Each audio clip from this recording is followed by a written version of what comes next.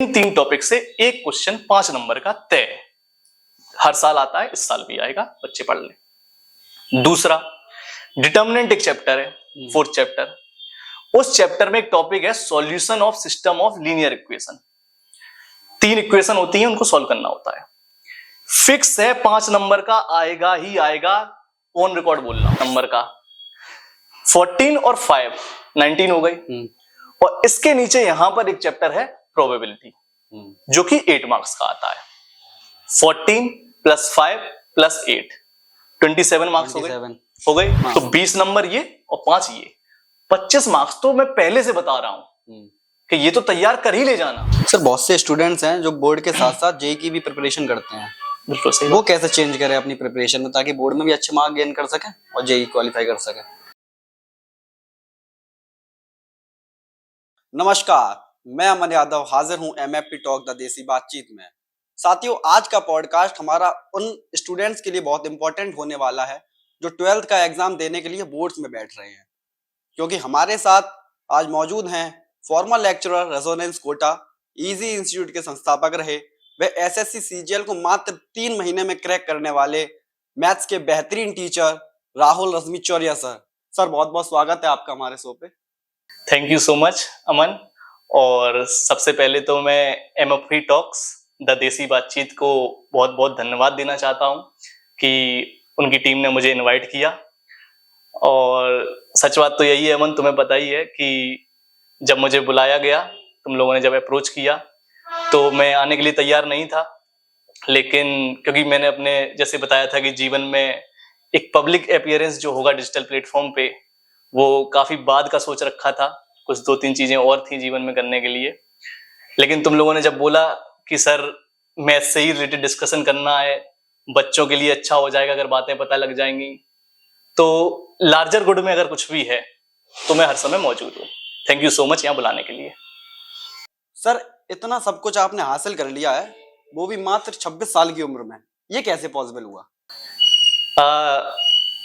इतने इसमें मैं बस यही बोलूंगा कि इतना कुछ सब आसानी है जीवन में। मैंने यही सीखा है जो 26 साल में तुम बोल रहे हो कि अगर किसी के पास 2 चीजें हैं, एक उसकी मेहनत और दूसरा डायरेक्शन, तो सब कुछ आसान है, मेरा ऐसा मानना है।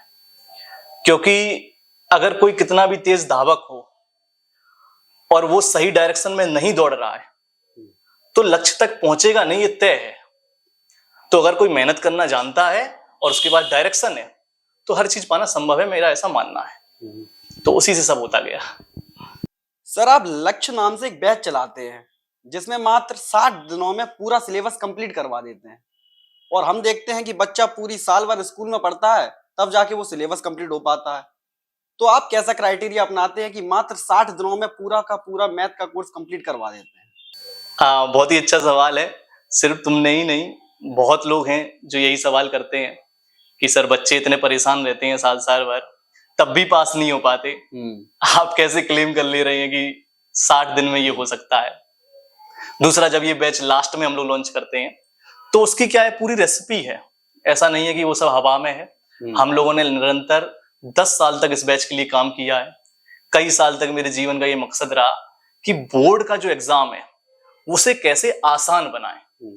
क्योंकि बीइंग अ टीचर मेरा लक्ष्य ही यही है कि हम चीजों आसान बनाएं। क्योंकि एक बच्चा जो है वो तो बहुत सारे अलग अलग सब्जेक्ट पे काम कर रहा है। मैं बीइंग अ मैथमेटिक्स टीचर सिर्फ एक ही सब्जेक्ट पे तो काम कर रहा हूं, तब भी मैं कुछ ऐसा रास्ता नहीं खोज पाया, तो फिर बीइंग अ टीचर मैं कहीं फेल्ड हूं, मेरा ऐसा मानना है। अब बात रही है कैसे संभव है, तो उसकी एक प्रॉपर रेसिपी है, तरीके से हम लोग बच्चों को समझाते हैं। आपके प्लेटफॉर्म के माध्यम से मैं यहां भी समझा सकता हूं। तो इसमें होता कुछ ऐसे है कि सपोज जब फर्स्ट डे हमें बच्चा मिलता है, ये लक्ष्य बैच साल के एंड में आता है, दिसंबर में या फरवरी में और जनवरी में। तो पहले दिन हमारा काम ये रहता है कि एक जो बड़ी ऑडियंस में बच्चा बैठा हुआ है, वो सारा का सारा बच्चा अभी डरा हुआ है। उसके मन में भी यही डाउट है कि ये पॉसिबल कैसे होगा। हाँ, सही बात है। तो हम लोग पहले वो डर मिटाते हैं। कैसे मिटाते हैं? सबसे फर्स्ट डे हम उसे ये समझाते हैं रियलिटी क्या है। तो रियलिटी ऐसी है कि हर साल सीबीएसई बोर्ड खुद एक तो सिलेबस रिलीज करता है, दूसरा एक सीबीएसई सैंपल पेपर रिलीज करता है जो मार्क्स डिस्ट्रीब्यूशन बताता है। तो हम भी क्या करते हैं, पूरे सिलेबस को ब्रेक कर देते हैं 5 हिस्सों में। तो सर ये तो आपने बताया कि सिलेबस को आप नंबरों के हिसाब से डिस्ट्रीब्यूट कर देते हो, जरा डिटेल में बता दीजिए ताकि जो अभी के बच्चे और जो आने वाले हैं उनका थोड़ा भला हो जाए। बिल्कुल। तो जैसे मैंने बताया कि हमने 5 टुकड़े करने हैं। अब उन 5 टुकड़ों को अगर मैं डिटेल में बताऊं तो यहाँ पहला टुकड़ा है जिसमें फर्स्ट चैप्टर सेकंड चैप्टर है जो 8 मार्क्स कंज्यूम करते हैं। यहाँ दूसरा टुकड़ा है जिसमें थर्ड चैप्टर और फोर्थ चैप्टर है जो मिलके 10 मार्क्स लेके आते हैं। फिर यहाँ पर एक टुकड़ा है जिसे हम लोग कैलकुलस बोलते हैं, वो 35 मार्क्स का है।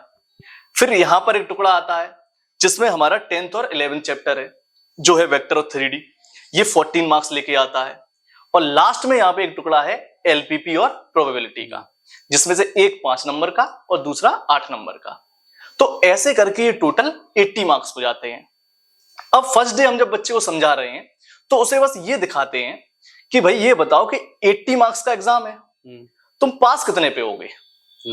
तो बच्चा तभी तो पहले तो आधे लोग यही कहते हैं सर 33 मार्क्स, क्योंकि वो 100 में से 33 सबको दिमाग में है। तो 33 नहीं लाने हैं।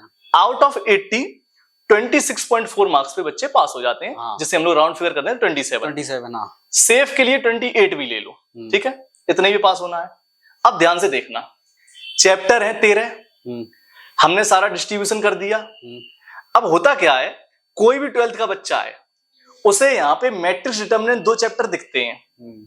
किसी भी बच्चे से पूछोगे सबसे आसान चैप्टर कौन से हैं, वो यही 2 नाम लेता है, कोई भी बच्चा हो, और है भी वो आसान 10 मार्क्स के। तो आसान वालों को तो मैं रख देता हूं साइड में। यहां आओ तुम वेक्टर 3D पे, 2 चैप्टर, इन्हें पूरी मैथ से कोई लेना देना नहीं है, अपने आपस में ही रहते हैं ये दोनों, भाई भाई की तरह है। तो ये 14 मार्क्स रखते हैं। हमने कहा इसे तैयार कर लो, हम करा देंगे। यहां एलपीपी रखा हुआ है, एक चैप्टर से एक ही क्वेश्चन आता है हर साल 5 नंबर का। 14 और 5 19 हो गई। और इसके नीचे यहां पर एक चैप्टर है प्रोबेबिलिटी जो कि 8 मार्क्स का आता है। 14 + 5 + 8 27 मार्क्स हो गए। पासिंग मार्क्स यही थे। केवल 4 चैप्टर्स को करके बच्चा पास हो गया। अब किसी को लगे सर बिल्कुल वर्ज पे हैं, पूरे तो नहीं ला पाएंगे, तो ये 2 चैप्टर को तुम ही तो आसान बोल रहे थे। 10 के 5 तो ले आओगे, 6 तो ले आओगे, नहीं तो हम पढ़ा देंगे तब 10 भी ले आओगे। अब पास हो गए। ये जब रियलाइजेशन बच्चे के पास जाता है तब उसकी सांस एकदम रिलैक्स हो जाती है कि हाँ सर पास हो जाएंगे। और जब कोई बच्चा रिलैक्स्ड स्टेट में है, अब हम उसके मार्क्स बूस्ट करा सकते हैं। डर खत्म, अब तो मेहनत के लिए तैयार। तो इसके बाद अब जो ये 2 पोर्शन बचे यहाँ कैलकुलस का जिसमें 5 चैप्टर्स हैं, और यहाँ 2 चैप्टर्स जो बचे जिसमें 8 मार्क्स हैं, ये मिलके हम लोग इन पे मेहनत करते हैं लगातार। लास्ट में जाके जब हमने पहले भी इस बैच को चलाया, अभी भी ये बैच चल ही रहा है, इस बैच से इतना बेहतरीन आउटपुट आया है। जैसे लास्ट टाइम जो स्ट्रेंथ थी वो अराउंड 80 to 100 थी, उसमें से बहुत से बच्चे ऐसे निकले जिनके 90+ मार्क्स आए। बहुत से बच्चे ऐसे मिले थे जो बोल रहे थे सर चैप्टर के नाम भी नहीं पता है, जनवरी में बच्चा मिल रहा है, और हमने कहा पास हो जाओगे, केवल कैलकुलेशन करना आना चाहिए। उसने कहा सर वो तो आता है। तो हमने कहा फिर मेरी जिम्मेदारी है। नॉट अ सिंगल स्टूडेंट जो फेल हुआ उस बैच से, सारे बच्चे पास हुए, इसी मेथोडोलॉजी से पास हुए और मेहनत करके पास हुए। तो संभव है, बस सही डायरेक्शन दिखानी है, वो हमने दिखाई। बच्चों ने 60 दिन मेहनत की और आउटपुट अच्छा आया। इवन 98-99 मार्क्स तक हैं बच्चों के इसी बैच से। तो सब पॉसिबल है। ये है। चलिए ये तो 60 दिन का हो गया जी। अब दिन बचे हैं 10। सही बात। अब बच्चा क्या करे? सही बात है, दिन 10 ही बचे हुए हैं। बैच तो स्टार्ट भी हो गया था और फिनिश पे भी आ गया है। तो 10 दिन में क्या है अब अमन जी, 2 तरह के बच्चे हैं। एक बच्चे वो जो तैयारी जिनकी हो चुकी है, लेकिन अब वो चाहते हैं कि सर लास्ट में क्या करें। एक बच्चे वो कि सर पास कैसे हो, अभी भी बहुत हैं, घूम रहे हैं, दुर्भाग्य घूम रहे हैं, पहले पढ़ लेना चाहिए था, बट ठीक है। तो अगर 10 दिन है और उनका लक्ष्य ये है सिर्फ सर पास करा दो, तो उसका भी तरीका है। हो जाएंगे, बिल्कुल हो जाएंगे। केवल उन्हें यही ब्रेकअप देखना है ढंग से। जो मैंने मार्क्स डिस्ट्रीब्यूशन का ब्रेकअप किया था, केवल उसमें अगर वो पास होना चाहते हैं तो ये देखें, 14 मार्क्स यहां रखे हैं वेक्टर 3D में, 5 मार्क्स यहां रखे हैं एलपीपी में, 19 हो गए, 10 नंबर मैट्रिक्स डिटर्मिनेंट, 2 और 1 3 चैप्टर और 2 5 चैप्टर, जिसमें 2 इजी वाले हैं। 5 चैप्टर तो पढ़ सकते हो 10 दिन में, केवल 5 पढ़ो, पास हो जाओ। हाँ। कोई दिक्कत नहीं है। इसके अलावा भी एक तरीका मैं बता सकता हूं अगर कोई पास होना चाहता है। हर बार जो तुम्हारा बोर्ड का पेपर है, जिस जिस बच्चे ने सीबीएसई सैंपल पेपर देखा है, जो हर साल रिलीज होता है, नहीं देखा है तो अब देख ले। उस सैंपल पेपर में टोटल 38 क्वेश्चंस हैं, जिसमें से 4 क्वेश्चन फिक्स हैं 5-5 नंबर के। वो 5-5 नंबर के 4 क्वेश्चन तुम्हें 20 नंबर देंगे। फिक्स है वो क्वेश्चन कौन से आते हैं। अगर सही टीचर के पास हो तो वो बताएगा कि इन्हीं से आते हैं। जैसे आपकी ऑडियंस को मैं बता दूं, 4 क्वेश्चन है 5-5 नंबर के, बच्चे को तैयार करने हैं, कौन से हैं। तो मैथ्स के स्टूडेंट समझ रहे होंगे, एक चैप्टर है वेक्टर 3D जो मैं नाम ले रहा था। उस 3D चैप्टर में 3 टॉपिक हैं, उन 3 टॉपिक में से ही वो एक क्वेश्चन आता है। कौन कौन से टॉपिक? एक फुट ऑफ परपेंडिकुलर करके टॉपिक है, वो बच्चे पढ़ लें। एक डिस्टेंस बिटवीन लाइंस है, वो टॉपिक पढ़ लें। एक इंटरसेक्शन पॉइंट ऑफ लाइन है, वो पढ़ लें। इन 3 टॉपिक से एक क्वेश्चन 5 नंबर का तय है। हर साल आता है, इस साल भी आएगा, बच्चे पढ़ लें। दूसरा, डिटर्मिनेंट एक चैप्टर है, 4th चैप्टर। उस चैप्टर में एक टॉपिक है solution of system of linear equation. 3 equation होती हैं, उनको सॉल्व करना होता है। फिक्स है 5 नंबर का आएगा ही आएगा, ऑन रिकॉर्ड बोल रहा हूं, देख लें बच्चे पेपर के बाद। इसके बाद तीसरे क्वेश्चन की तरफ चलते हैं। तो रिलेशन एंड फंक्शन करके एक चैप्टर है। रिलेशन एंड फंक्शन से एक क्वेश्चन तय है 5 नंबर का, आएगा ही आएगा। 2 ही एक्सरसाइजेस हैं, उनमें से प्रैक्टिस कर लें। लास्ट जो 5 नंबर का क्वेश्चन है, वो 2 टॉपिक से स्विच होता है हर साल। कभी कभी एलपीपी से आता है, कभी कभी area of bounded reason 8th chapter है, वहां से आता है। ज्यादातर इससे आ रहा है पिछले कुछ सालों से। फिर भी आप दोनों की प्रोबेबिलिटी लेके चले। इन 2 चैप्टर में से एक क्वेश्चन 5 नंबर का फिक्स। अगर ये 5-5 के 4 क्वेश्चन भी कर लिए तो 20 नंबर तो ऐसे ही हो गए।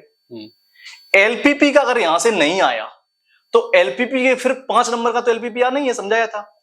उसमें से 3 नंबर का एक क्वेश्चन आएगा, 2 नंबर के ऑब्जेक्टिव आएंगे। तो वो क्या होता है, जो 5 का आता है क्वेश्चन, उसी का ब्रेकअप है, बस टुकड़ों में पूछ लेते हैं। तो 20 नंबर ये और 5 ये, 25 मार्क्स तो मैं पहले से बता रहा हूं कि ये तो तैयार कर ही ले जाना, तो ऐसे भी पास हो सकते हो।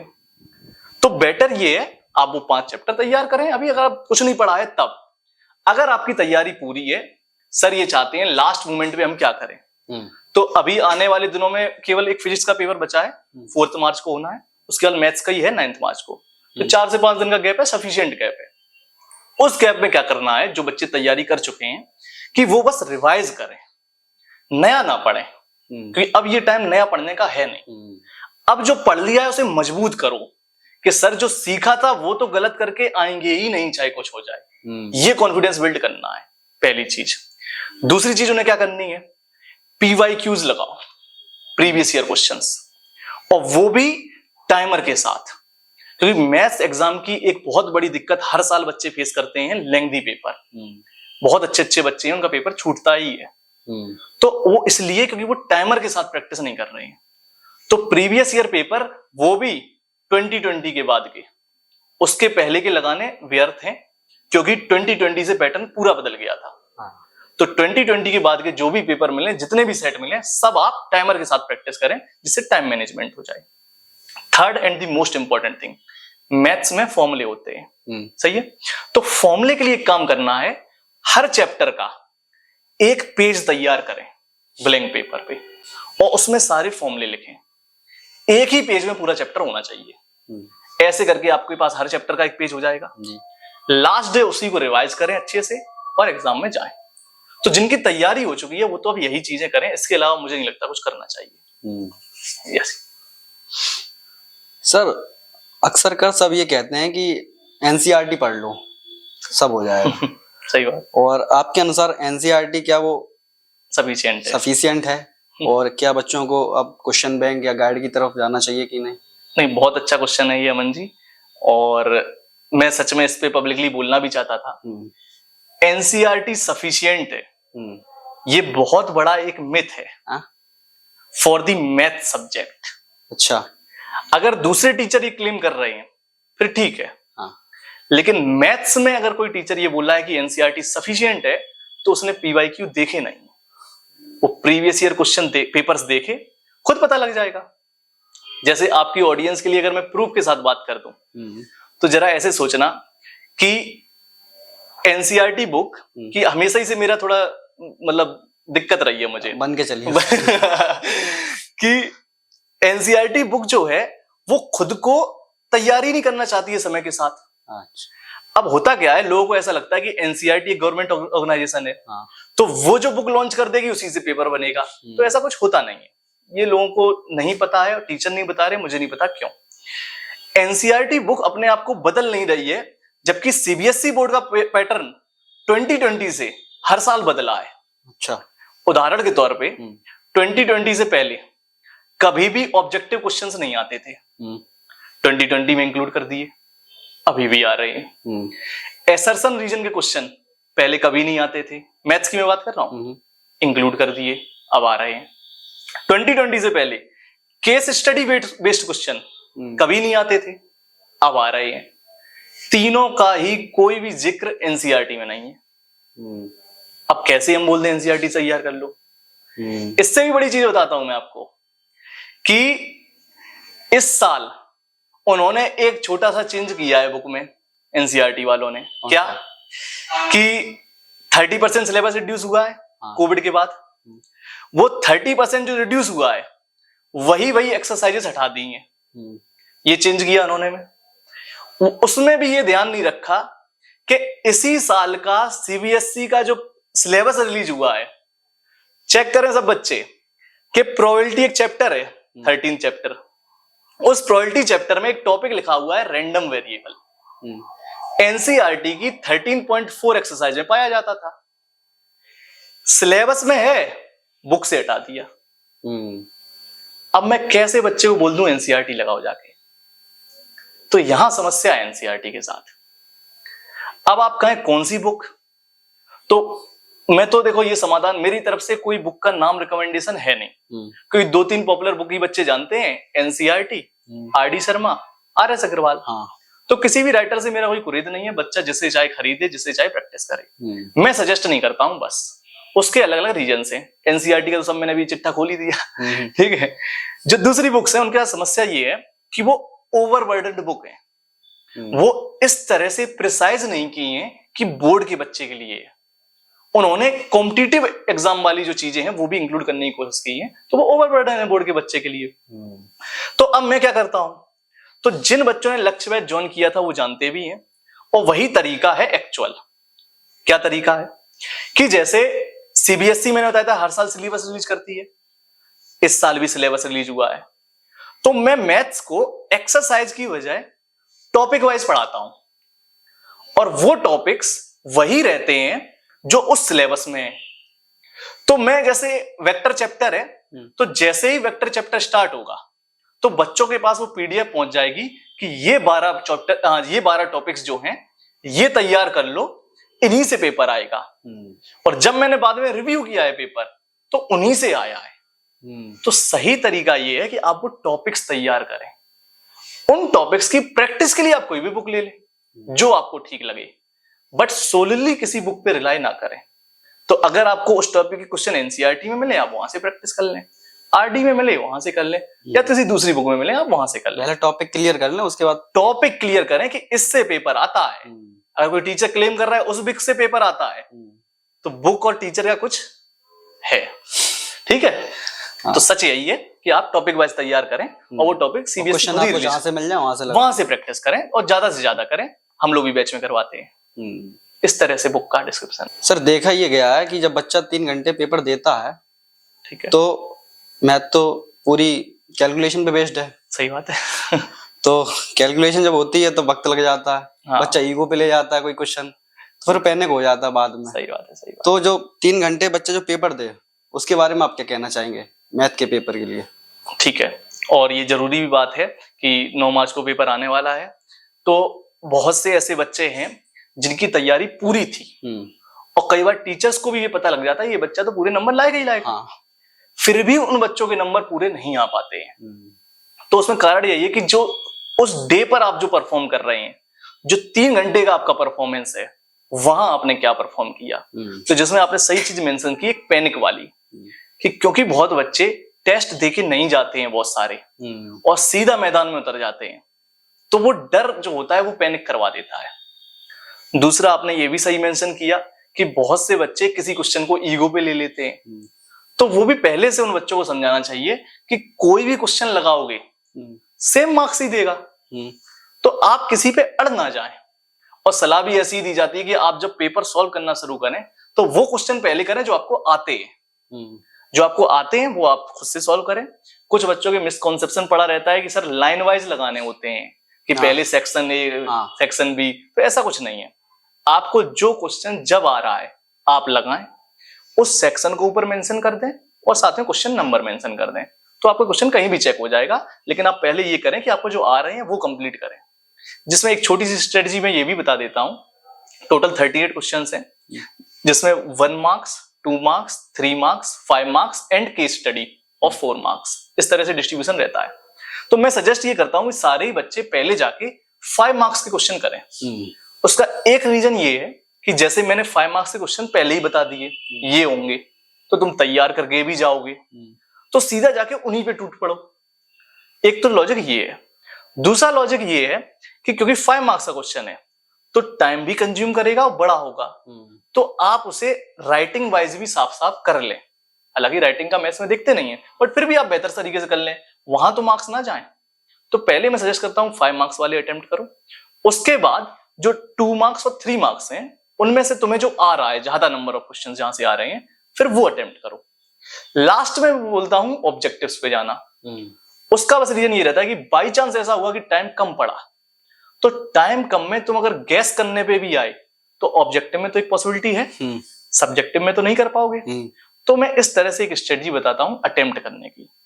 पैनिक होने की कोई बात नहीं है, आप रिलैक्स होके जाएं, ज्यादा से ज्यादा टाइमर के साथ टेस्ट देके जाएं। हाँ। ये सजेशन है मेरा, ताकि आपकी आदत बनी रहे। बिल्कुल सही।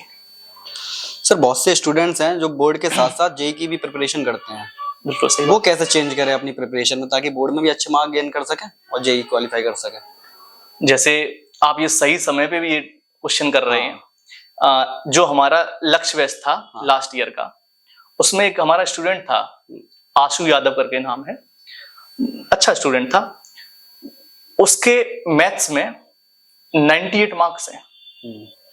ओवरऑल बोर्ड में परसेंटेज 96% है। और पिछले साल जब वो 12th में था तो 12th के साथ ही उसका जेई में 95 परसेंटाइल है।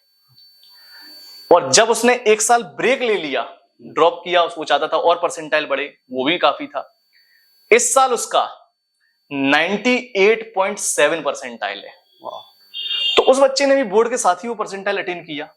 तो पॉसिबल सब है, बस केवल उसने अच्छी चीज क्या की, सही टाइम पे प्रिपरेशन स्टार्ट की।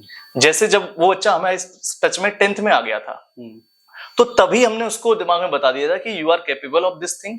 अगर तुम 10th के बाद मैथ्स परस्यू कर रहे हो तो तुम जेई के लिए तैयार करो। उस बच्चे ने क्लासरूम प्रोग्राम से 11th से ही तैयारी शुरू की। 11th से ही वो पूरी तैयारी जेई की करने लगा।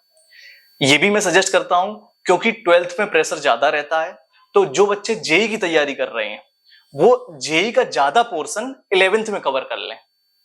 11th में उसने ज्यादा से ज्यादा सिलेबस कवर कर लिया, फिर 12th में जो बचा था वो 12th के साथ कवर कर लिया, और उस तरह से उसने बोर्ड में भी बहुत अच्छे मार्क्स सिक्योर किए, जेई में भी बहुत अच्छा परसेंटाइल सिक्योर किया। तो अगर कोई पहले से बच्चा प्रिपेयर है माइंडसेट से, तो पॉसिबल है कि दोनों तैयारी एक साथ की जा सकती है। सिलेबस सेम है, केवल लेवल का अंतर है। और लेवल से केवल डिफरेंस बुक्स का होता है कि अगर आप बोर्ड्स की प्रैक्टिस कर रहे हैं तो ये number of books he practice करें, और अगर आप जेई की तैयारी कर रहे हैं तो आप ये वाली बुक्स प्रैक्टिस करें। सिलेबस सेम ही है, सबको ही पता है। बाकी बहुत चीजें डिटेल में होंगी तो हम लोग चर्चा करेंगे इस पे भी।